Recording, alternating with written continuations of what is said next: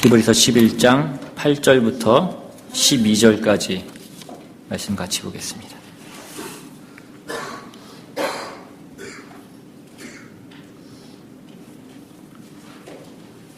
찾으셨으면 한 절씩 교독해서 읽겠습니다. 제가 먼저 읽습니다.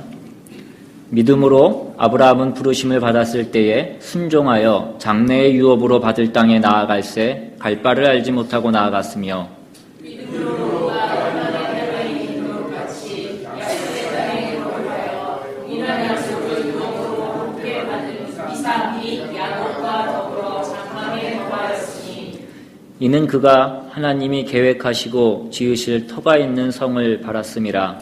믿음으로 사라 자신도 나이가 많아 단산하였으나 잉태할 수 있는 힘을 얻었으니 이는 약속하신 이를 이루신 줄 알았습니다. 같이 읽습니다. 이러므로 죽은 자와 같은 한 사람으로 말미암아 하늘의 허다한 별과 또 해변의 무수한 모래와 같이 많은 후손이 생육하였느니라. 아멘. 기도하겠습니다. 하나님, 이 시간 주님의 말씀을 듣기를 원합니다. 우리에게 지혜를 주시옵시고 우리가 분별할 수 있는 영을 허락하여 주셔서 말씀 가운데 우리가 바른 것을 깨닫고 그 진리를 알게 하시고 우리의 삶에 빛이 되는 그 말씀으로서 우리가 받을 수 있도록 주님 이 시간 인도하여 주시옵소서. 악한 것 틈타지 않게 주님 도와주시옵시고 마치는 시간까지 주님 함께하여 주시옵소서. 감사드리고 예수님의 이름으로 기도드리옵나이다. 계속해서 히브리서 11장 말씀이고 믿음에 관한 말씀을 계속 좀 더 나누려고 합니다. 미리 조금 말씀을 드리면 말씀이 어렵지는 않지만 이게 또 어렵다고 생각하면 어려울 수도 있고 잠깐 또 정신을 놓으시면 이게 무슨 말을 하는지 잘 모를 수도 있기 때문에 늘 말씀드리지만 우리가 교회에 오실 때는 이게 그냥 말씀 듣는 시간이 릴렉스하는 시간이 아니라 뇌를 좀 사용하셔서 좀 이해하시고 또 그렇게 분별하실 수 있는 그런 그 마음가짐을 가지시고 오늘 말씀을 들을 수 있기를 바랍니다. 계속해서 믿음이라는 것에 대해서 말씀을 나누고 있는데 우리가 믿음이라는 것이 무엇인가? 우리가 믿음이라고 얘기하면 우리는 흔히 우리가 그 어떤 믿는 대상에 대해서 우리가 신뢰하고 어떤 지지하고 의지하고 맡기고 그렇게 하는 쪽, 그러니까 우리 쪽의 반응이라고 그렇게 믿음을 생각하기 쉽습니다. 그런데 오늘 본문을 통하여서 우리가 믿음이라는 것을 다시 한번 잘 깊게 들여다볼 때에 믿음이라는 것이 단순히 어떤 우리 쪽의 어떤 반응 그런 것만을 얘기하는 것이 아니라 그 이상의 어떤 내용을 담고 있는 것을 우리는 볼 수 있게 됩니다. 오늘 본문에 보시면 믿음으로 아브라함은 부르심을 받았을 때 순종했다라고 그렇게 얘기합니다.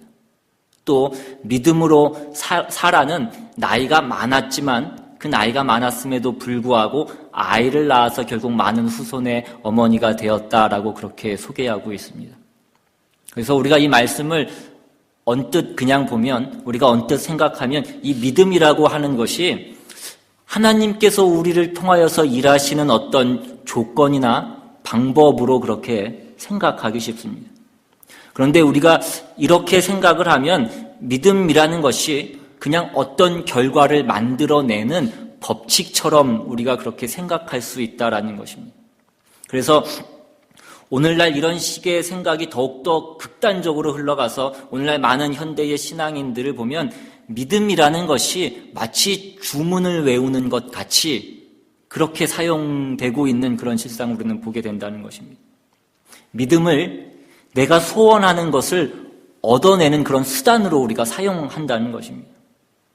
그런데 오늘 우리가 성경에서 말하고 있는 이 믿음을 잘 살펴보면 믿음이라는 것이 결코 그렇지 않다라는 것을 우리는 볼 수 있습니다. 물론 아브라함이 믿음을 가진 사람이었다라는 것은 의심의 여지가 없고, 아브라함이 믿음을 가짐으로써 어떻게 하나님의 사람으로서 멋지게 승리했는가 하는 것이 오늘 본문 17절 이후에도 나오고 있지만, 그래서 그 아브라함이 이삭을 바쳤던 그 사건이 틀림없이 믿음의 행위이고 주를 의지하고 신뢰하고 순종한 행위이지만 그것이 다가 아니라는, 오늘 소개되고 있는 하나님의 부르심을 받고 본토 친척 아비집을 떠나는 사건에서의 이 아브라함이나 사라가 아이를 갖게 되는 사건들은 믿음의 결과나 믿음의 보상은 아니라는 것입니다. 우리가 이 내용을 한번 살펴보기 위해서 이 내용이 나오는 창세기 12장을 한번 가서 보겠습니다. 창세기 12장 1절에 보시면 여호와께서 아브라함에게 이르시되 너는 너의 고향과 친척과 아버지의 집을 떠나 내가 내게 보여줄 땅으로 가라. 그리고 그 뒤에 4절에 보시면 이에 아브라함이 여호와의 말씀을 따라갔고 롯도 그와 함께 갔으며 아브라함이 하란을 떠날 때에 75세였더라 이렇게 나옵니다. 그런데 이 같은 내용을 기록하고 있는 사도행전으로 가보시면 사도행전 7장에 보면 스데반의 설교가 나옵니다. 7장 2절에 보시면 우리 한번 같이 읽어볼까요? 스데반이 이르되 여러분 부영들이여 들으소서. 우리 조상 아브라함이 하란에 있기 전 메소보다미아에 있을 때에 영광의 하나님이 그에게 보여 이르시되 내 고향과 친척을 떠나 내가 내게 보일 땅으로 가라 하시니 아브라함이 갈대아 사람의 땅을 떠나 하란에 거하다가 그의 아버지가 죽음에 하나님이 그를 거기서 너희 지금 사는 이 땅으로 옮기셨느니라.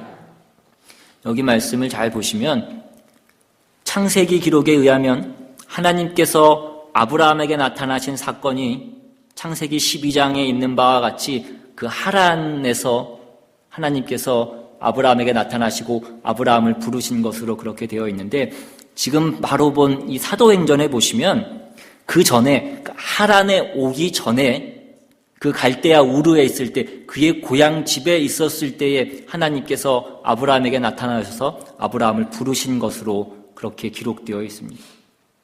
그런데 또 다른 여호수아서 24장에 보시면 이제 여호수아가 죽기 전에 이스라엘 백성들을 불러놓고 그 믿음에 대한 엄중한 경고를 하는데 하나님께서 뭐라고 말씀하시냐면 너희의 조상이며 아브라함의 아비인 데라와 그의 조상들이 우상을 섬기는 중에 하나님이 아브라함을 불러냈다라고 그렇게 말씀합니다. 그러니까 하나님께서 아브라함을 부르셨을 때에 아브라함이 하나님을 알고 그 신앙이 있었는지 아니면 그 아비와 같이 우상을 섬기는 사람이었는지는 우리가 정확히 알 수는 없습니다. 그런데 분명한 것은 아브라함의 아버지인 데라는 우상을 섬기는 사람이었다라는 것입니다. 하나님은 데라를 부르지도 않으셨습니다. 그러니까 만약에 아브라함이 하나님께서 그 아브라함을 부르셨을 때에 그가 하나님을 믿고 그가 신앙인이었기 때문에 하나님께서 그 아브라함을 불러내신 것이라면 하나님께서 네 본토 친척 아비집을 떠나라고 하셨을 때 아브라함은 그 데라를 떠나고 그 아버지와 헤어졌어야 되는 것이 맞다라는 것입니다. 그런데 다시 창세기로 돌아오셔서 아까 창세기 12장 본 그 바로 앞에 11장 31절에 보시면 데라가 그 아들 아브람과 하란의 아들인 그의 손자 롯과 그의 며느리 아브라함의 아내 사레를 데리고 갈대아인의 우르를 떠나 가나안 땅으로 가고자 하더니 하란에 이르러 거기 거류하였으며 데라는 나이가 205세가 되어 하란에서 죽었더라. 이 하란이라는 곳은 그 갈대아 문명의 최변방 지역입니다. 이제 이 하란을 지나면 가나안 지역으로 들어가는 것입니다. 그런데 이 하란까지 오는 이 가나안으로 가는 이 여정 가운데 그 여정의 인도자가 누구였냐면 아브라함이 아닌 아브라함의 아버지인 데라인 것을 우리는 보게 됩니다. 가나안으로 가는 이 일에 아브라함이 주도자가 되어 있지 않고 데라가 이 일을 행하고 있었다라는 것입니다. 만일에 아브라함이 하나님을 알고 하나님을 믿는 신앙인이었다면 그는 하나님의 부르심을 받았을 때 먼저 그 아버지 데라와 헤어졌어야 되는 것이 맞다라는 것입니다. 나중에 그 아브라함이 믿음의 사람이 된 것은 사실이지만 그 시작부터 하나님께서 그 아브라함을 부르셨을 때부터 그가 믿음을 갖고 순종했느냐 하는 것에는 많은 의문이 있다라는 것입니다. 우리는 성경이 믿음으로 하나님께서 아브라함을 불렀을 때 그가 순종했다라고 얘기하니까 아브라함이 하나님께서 부르셨을 때에 믿음으로 반응했구나, 그가 정말 믿음의 조상이구나라고 쉽게 생각하지만 우리가 성경을 자세히 보면 아브라함이 그 하나님이 부르셨을 때에 정말 믿음을 가졌던 것으로 보이지는 않는다라는 것이. 우리가 이 내용을 조금 더 확실히 자세히 보기 위해서 창세기 15장으로 한번 가보겠습니다. 아까도 본 것처럼 하나님께서 아브라함을 처음 부르신 것은 창세기 12장의 사건입니다. 그런데 아브라함의 믿음이 처음 언급되는 것은 창세기 15장에 가서야 나옵니다. 창세기 15장 4절에 보시면 우리 또 같이 한번 읽어볼까요? 여호와의 말씀이 그에게 임하여 이르시되 그 사람이 내 상속자가 아니라 내 몸에서 날 자가 내 상속자가 되리라 하시고 그를 이끌고 밖으로 나가 이르시되 하늘을 우러러 무뼈를 셀 수 있나 보라. 또 그에게 이르시되 내 자손이 이와 같으리라. 아브라함이 여호와를 믿으니 여호와께서 이를 그의 의로 여기시고 15장에 가서야 아브라함이 하나님을 믿었다라는 것이 나오고 하나님께서 그것을 그의 의로 여기셨다라는 것이 나옵니다. 그런데 여기서 조금 더 나아가서 창세기 17장에 가보시면 17장 15절부터입니다. 또 한번 같이 읽겠습니다. 하나님이 또 아브라함에게 이르시되 내 아내 사레는 이름을 사레라 하지 말고 사라라 하라. 내가 그에게 복을 주어 그가 내게 아들을 낳아주게 하며 내가 그에게 복을 주어 그를 여러 민족의 어머니가 되게 하리니 민족의 여러 왕이 그에게서 나리라. 아브라함이 엎드려 웃으며 마음속으로 이르되 100세 된 사람이 어찌 자식을 낳을까? 사라는 90세니 어찌 출산하리요 하고 아브라함이 이에 하나님께 아뢰되 이스마엘이나 하나님 앞에 살기를 원하나이다. 아브라함이 창세기 15장에서 하나님을 믿어서 의롭다 함을 얻고 하나님으로부터 많은 후손에 대한 그 자손에 대한 그 약속을 받습니다. 내 자손이 하늘의 별과 같이 많아지게 될 것이다 라는 그 하나님의 약속의 말씀을 받게 됩니다. 그런데 그 약속의 말씀을 창세기 15장에서 받았는데 그 바로 뒤에 나오는 창세기 16장에 보면 아브라함이 무엇을 합니까? 그 여종 하갈을 취해서 그 여종 하갈과의 사이에서 이스마엘을 낳게 됩니다. 그래서 창세기 17장에 와서 맨 처음 1절에 보시면 하나님께서 나는 전능한 하나님이라 너는 내 앞에서 행하여 완전하라 라고 그렇게 꾸짖으시고 그리고 이어서 내가 내 언약을 나와 너 사이에 두어 너를 크게 번성하게 하리라 라고 그렇게 말씀합니다. 하나님이 먼저 그 아브라함을 꾸짖으신 다음에 내가 너를 번성하게 하겠다. 내가 너를 많은 민족의 아비가 되게 하겠다라는 그 약속의 말씀을 재차 다시 하나님께서 말씀하십니다. 그리고 나서 내 아내 사라에게 아이를 주겠다, 아들을 낳게 해주겠다라고 그렇게 하나님께서 말씀하시니까 그럼에도 불구하고 아브라함이 뭐라고 얘기합니까? 웃으면서 이스마엘이나 그냥 잘 자라게 해주십시오라고 그가 하나님께 얘기했다라는 것입니다.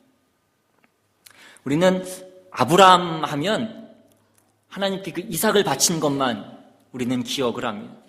물론 나중에 아브라함이 그 자리에까지 가게 됩니다. 그러나 우리가 생각하는 것 같은 그 믿음이 최소한 창세기 17장까지는 나오지 않고 있다라는 거예요. 그렇다면 사라는 어떻습니까? 창세기 18장으로 가시면 창세기 18장 10절부터 그가 이르시되 내년 이맘때 내가 반드시 내게로 돌아오리니 내 아내 사라에게 아들이 있으리라 하시니 사라가 그 뒤 장막문에서 들었더라. 아브라함과 사라는 나이가 많아 늙었고 사라에게는 여성의 생리가 끊어졌는지라. 사라가 속으로 웃고 이르되 내가 노쇠하였고 내 주인도 늙었으니 내게 무슨 즐거움이 있으리요. 여호와께서 아브라함에게 이르시되 사라가 왜 웃으며 이르기를 내가 늙었거늘 어떻게 아들을 낳으리요 하느냐. 여호와께 능하지 못한 일이 있겠느냐. 기한이 이를 때에 내가 내게로 돌아오리니 사라에게 아들이 있으리라. 사라가 두려워서 부인하여 이르되 내가 웃지 아니하였나이다. 이르시되 아니라 네가 웃었느니라. 이때부터 여자들은 참 오리발을 잘 내미는 것을 우리는 볼 수 있습니다. 우리가 어느 구석을 봐도 우리가 기대하는 것과 같은 그런 믿음의 반응이 나오지 않는다는 것입니다. 아브라함에게도 마찬가지고 사라에게도 마찬가지였다는 것입니다. 그런데 우리가 오늘 본문으로 돌아와서 보시면 오늘 이 히브리서 11장에 나오는 그 표현은 얼마나 대단하고 엄청난 표현을 우리에게 하고 있는지 모릅니다. 오늘 본문 11장 8절에 믿음으로 아브라함은 부르심을 받았을 때 순종하여 장래의 유업으로 받을 땅에 나아갈새 갈 바를 알지 못하고 나아갔습니다.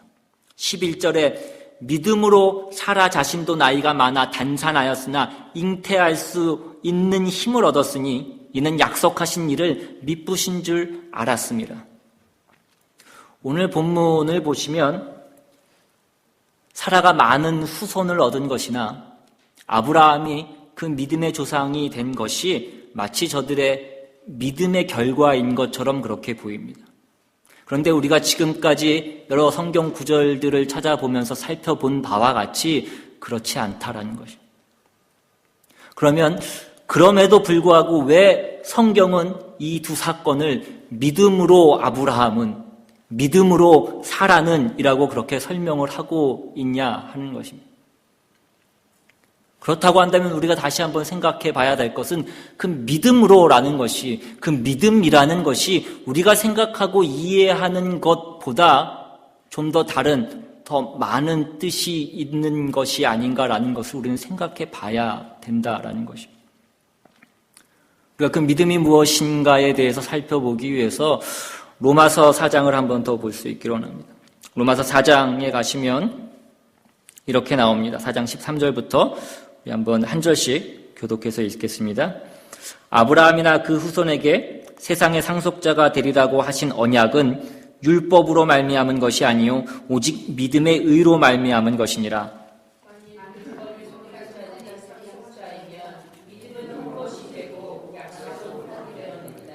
율법은 진노를 이루게 하나니 율법이 없는 곳에는 범법도 없느니라.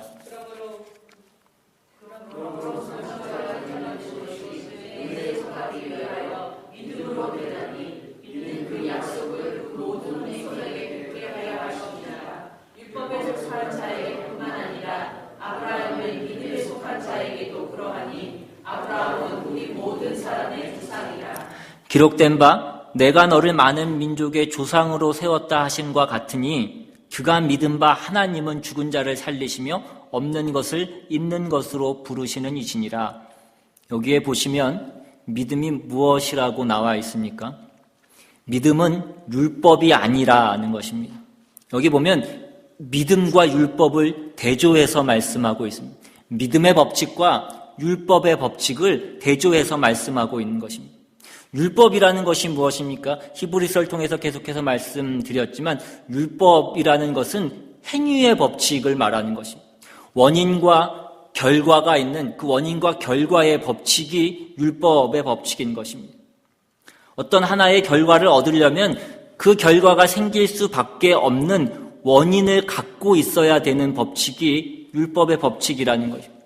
예를 들어서 우리가 좋은 학교를 들어가려면 공부를 열심히 해야 되는 것입니다. 우리가 돈을 많이 벌려면 돈을 많이 벌 그 열심을 내야 된다는 것입니다. 우리가 건강하려면 우리가 운동 열심히 하고 먹는 것을 잘 조절해서 먹어야 되는 것과 마찬가지라는 것. 이것이 율법의 법칙이고 행위의 법칙입니다. 그러면 믿음의 법칙은 무엇이냐면 이 행위의 법칙이 아니라는 것입니다. 믿음은 우리에게 원인이 없는데 그 결과가 생기는 법칙인 것입니다. 이것이 믿음의 법칙인 것입니다. 행위의 법칙은 누가 책임을 지는 것이냐면 그 행위의 주체인 우리가 책임을 지는 것입니다. 그 결과를 만들어내야 할 그 원인을 제공할 책임이 우리에게 있는 것입니다. 그런데 믿음의 세계에서는 우리에게 생겨나는 그 결과에 대한 원인을 누가 책임지냐면 하나님이 지신다는 거죠. 하나님은 은혜로우시며 자비로우시며 우리를 복주시기를 기뻐하시는 분이십니다. 지금 성경이 하는 얘기는 믿음이라는 단어는 우리의 하나님을 향한 그 신뢰 이전에 하나님이 원인이 되셔서 하나님의 그 자비와 은혜와 긍휼과 그 통치와 그 영역에 들어가는 것을 다 믿음이라고 설명하고 있는 것입니다. 그러니까 믿음이라는 것은 하나님의 통치의 방법이고 그의 전능하심과 그의 자비와 그의 긍휼을 나타내는 표현이기도 하다는 것입니다. 그래서 우리가 아까 본 그 로마서 4장 16절 말씀을 다시 보시면 그러므로 상속자가 되는 그것이 은혜에 속하기 위하여 믿음으로 되나니 이는 그 약속을 그 모든 후손에게 굳게 하려 하심이라. 율법에 속한 자에게뿐만 아니라 아브라함의 믿음에 속한 자에게도 그러하니 아브라함은 우리 모든 사람의 조상이라. 아브라함이 우리의 조상이라고 얘기합니다. 아브라함은 믿음의 조상이고 믿음을 가진 모든 사람들의 조상입니다. 그런데 우리는 이 말을 자꾸 어떻게 생각하기 쉽냐면 아브라함이 믿음이 좋았기 때문에 아브라함이 믿음의 화신이었기 때문에 하나님께서 그를 믿음의 조상으로 세우고 그 뒤를 따라 아브라함을 따라서 그 믿음을 가진 자가 그 뒤에 서게 되었다라는 것으로 우리가 이해한다는 것입니다. 근데 성경이 얘기하는 것은 믿음이라는 것이 그런 것이 아니라는 것입니다. 아브라함이 우리의 믿음의 조상이 된 그 근거, 그 이유가 뭐냐 할 때 성경은 그가 믿음으로 하나님의 부르심을 받았을 때 순종하여서 본토 친척 아비집을 떠났다라던가 그가 믿음으로 이삭을 바쳤다라던가 하는 것이 그가 믿음의 조상된 근거가 아니라 로마서 4장 17절 말씀같이 기록된 바 내가 너를 많은 민족의 조상으로 세웠다 하심과 같으니라 이것입니다. 무엇이 아브라함을 믿음의 조상으로 세웠다라고 말씀하고 있습니까? 아브라함이 그 믿음의 조상이 된 것은 그의 믿음이 좋아서가 아니라 하나님이 아브라함을 믿음의 조상으로 세우기로 하셨기 때문이다라는 거죠. 그럼 아브라함의 후손은 누구를 얘기하는 것입니까?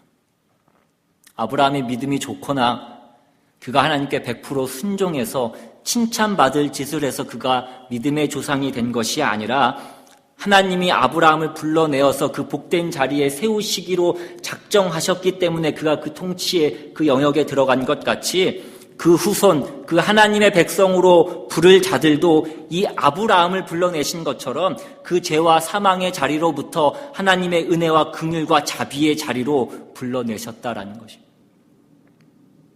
그래서 히브리서 11장 8절 이하에서 보는 이 아브라함의 믿음, 이 사라의 믿음에서 우리가 봐야 될 것은 우리의 믿음이라는 것이 하나님의 주권과 그 통치 아래서 생긴 믿음이라면 우리가 항복하고 우리가 순종해야 될 그 믿음의 내용과 대상이 자비하시고 전능하시고 복의 근원이시고 은혜와 긍휼과 사랑으로 우리를 다스리시는 그 하나님이시라는 것이 우리의 그 믿음의 내용 가운데 포함되어야 있어야 한다라는 것입니다. 나 혼자 내 한쪽만의 책임을 있는 것이 아니라 하나님의 통치, 하나님의 계획 이런 것이 다 믿음이라는 내용 안에 들어가 있는 것이다라는 것입니다. 그러니까 믿음으로 아브라함은 부르심을 받았을 때 순종했다라는 이 말씀은 아브라함이 하나님을 신뢰해서가 아니라 하나님이 아브라함을 복주시기로 작정하셔서 그의 능력과 은혜와 긍휼과 자비로 그를 불러내셔서 그가 붙잡혀 온 것이다라고 말씀하는 것입니다. 믿음으로 사라 자신도 나이가 많아서 단산하였으나 잉태할 수 있는 힘을 얻었다라는 것은 그의 믿음의 보상으로 그가 잉태할 수 있게 되었다라는 것이 아니라는 것입니다. 우리가 아까도 보았지만 사라는 하나님께서 말씀하셨을 때에 웃었다라고 그렇게 기록되어 있습니다. 하나님께서 네가 웃었다. 그렇지만 너는 내가 약속한 것이 이루어질 것을 보게 될 것이다 라고 말씀하시는 것입니다. 하나님의 통치하시는 방법이 믿음의 내용이라는 것입니다. 하나님이 원인이 되사 그 능력과 그 은혜와 그 긍휼과 그 자비가 그 자비로 우리가 그 복을 결실시키는 그 믿음의 영역으로 초대받았기 때문에 사라는 아직 거기 순종하는 방법이라던가 반응하는 방법을 100% 가지고 있지 못했지만 그곳을 다스리고 계시는 하나님이 그에게 후손을 주사 하늘의 별 같고 바다의 모래 같게 하셨다라는 것입니다. 그래서 이것이 우리에게 주는 교훈이 무엇이냐는 것입니다. 우리가 믿음의 세계에 들어오면 우리의 반응이 어떠해야 하느냐, 우리가 얼마나 열심을 내야 하느냐가 아니라 그 전에 우리가 들어와 있는 것이 어디인지를 우리가 알아야 된다는 것입니다. 여기는 하나님이 주인이시고 하나님이 다스리시는 곳입니다. 믿음의 세계는 내가 얼마나 믿어야 되는가 이전에 내가 있는 자리가 어디냐 하는 것입니다. 이 영역에서는 하나님이 이유이시고 하나님이 내용이시고 하나님이 증거이신 것입니다. 아브라함이 믿음으로 부름을 받았을 때에 하나님이 그를 불러내셔서 아브라함에게 무엇을 약속하셨습니까? 너는 복의 근원이 될지라 너로 인하여 많은 민족이 복을 받게 될 것이다 라고 그렇게 말씀합니다. 그러나 그럼에도 불구하고 아브라함이 실제로 그 복된 자리로 부름을 받은 그 땅에서 그는 발붙일 만한 땅 한 조각조차 얻지 못하고 평생을 나그네로 방랑자로 그렇게 살았습니다. 그의 당대뿐만이 아니라 그의 아들까지, 그의 아들의 아들까지, 그 아들까지 이삭과 야곱과 요셉까지도 방랑자로 살았다라는 것입니다. 평생에 그 무덤 막벨라 굴 하나 밖에는 얻은 것이 없었다라는 것입니다. 믿음이라는 것이 그럼에도 불구하고 우리가 하나님을 믿고 매달려야 된다라는 것을 얘기하는 것이 아니라 하나님이 그렇게 하시겠다고 한 이상 그렇게 되고야 만다라는 것입니다. 그러니까 우리가 믿음의 세계로 들어왔다면 우리는 뭘 확인해야 되냐면 이것이 하나님의 뜻인가? 이것이 하나님이 나에게 약속하신 것인가? 그렇다면 그것이 그 일의 시작이고 그것이 결론이라는 것입니다. 그것이 그렇게 되게 되는 증거라는 것입니다.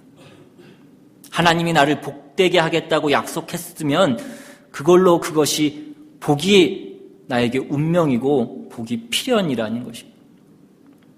그런데 우리는 그것을 자꾸 어떻게 바꾸고 싶냐면 내가 복받기로 하나님 앞에 약속이 됐으면 돈이 벌리든지 내 자녀들이 잘 되든지 내 건강이 좋든지 아니면 내가 잠잘 때 뭔가가 나타나서 우리에게 로또 복권 번호를 알려주든지 우리는 자꾸 그런 것만 생각한다라는 것입니다. 그런데 우리의 현실은 어떻습니까? 우리의 현실은 오히려 반대로 가는 것입니다. 자꾸 거꾸로 가는 것처럼 보이니까 우리는 힘들어한다는 것입니다. 사라 얘기를 통해서 성경이 말씀하시는 것은 무엇입니까? 아무리 그 조건이 나빠 보여도 세상적 조건으로 보면 그것이 거꾸로 가는 것처럼 보여도 하나님이 뜻을 두시면 나이가 많아서 단산한 사라라고 할지라도 하늘의 별 같고 바다의 모래 같은 그 후손의 어머니를 만드실 수 있다라는 것입니다. 우리의 믿음이라는 것이 결국 뭐냐면 얼마나 우리가 열심을 내야 되느냐의 그 싸움이 아니라 하나님이 누구신지를 아는 것입니다. 그리고 하나님이 우리를 그 믿음의 자리로 초대했다는 것이 무엇인지를 우리가 알아야 된다는 것입니다. 우리는 다른 영역에 살고 있는 것입니다. 우리는 다른 법칙과 다른 힘에 의해서 우리는 살아가고 있는 것입니다. 우리가 세상을 위안으로 삼거나 우리가 눈에 보이는 것을 우리는 증거로 삼아서 사는 사람들이 아니라는 것입니다. 성경이 왜 계속해서 이런 얘기를 우리에게 하고 있느냐 하는 것입니다. 이 히브리서를 받아야 했던 사람들, 이 히브리서의 수신자들이 오늘 우리들과 똑같이 그 눈에 보이는 것으로 인해서 그 불안함과 그 당황함 가운데 살고 있었기 때문이라는 것입니다. 예수를 믿고 그 예수 믿는 그 결정을 했음에도 불구하고 눈에 보이는 어떤 증거가 그들에게 있지 않았다라는 것입니다. 너 복을 받을 것이다 라고 하나님께서 말씀하셨지만 눈에 보이는 어떤 증거가 없었다라는 것입니다. 그러니까 이 얘기를 하고 있는 것입니다. 아브라함을 봐라, 사라를 봐라 라고 말씀하는 것입니다.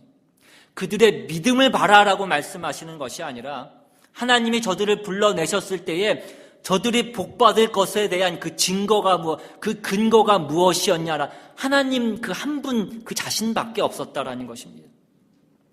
그것만을 갖고 아브라함이 지켜냈다라는 것을 얘기하는 것이 아니라, 사라가 그 모든 것을 그것으로 견뎌냈다는 것을 얘기하는 것이 아니라, 그를 부르신 하나님이 누구시냐라는 것입니다. 아까 보았던 로마서 4장 17절 말씀처럼 기록된 바 내가 너를 많은 민족의 조상으로 세웠다 하신과 같으니 그가 믿은 바 하나님은 죽은 자를 살리시며 없는 것을 있는 것으로 부르시는 이시니라. 그는 무에서 유를 창조하시는 하나님이시라는 것입니다. 이 세상 모든 만물을 창조하신 분이시고 그가 우리의 생사화복을 주관하시는 그 생사화복의 주인이시라는 것입니다. 그가 우리를 사랑하시고 복 주시려고 우리를 부르셨다라는 것입니다. 그러면 더 이상 무엇이 필요하냐라는 것입니다. 하나님이 우리에게 복 주기로 하셨다면 그것을 방해할 수 있는 자가 누가 있으며 그 생각을 바꿀 수 있는 자가 누가 있느냐 하는 것입니다. 그런데 우리는 왜 자꾸 다른 증거가 필요하냐는 것입니다. 왜 자꾸 눈에 보이는 다른 어떤 것을 우리는 요구하냐는 것입니다. 그것이 오늘 우리의 믿음에서 필요한 부분입니다. 내가 믿음을 바침으로 우리의 믿음을 그 어떤 결과를 얻는 것으로 우리가 우리의 믿음을 쓰는 것이 아니라 내가 믿음을 가져야 되는 그 믿음의 대상이 누구시고 그분이 어떻게 일하시는가를 우리가 확인하면 우리의 신뢰와 우리의 항복, 그것은 보다 커질 수 있다라는 것입니다. 보다 강해질 수 있다라는 것입니다. 그것만이 우리의 믿음이 좋아질 수 있는 유일한 방법이라는 것입니다.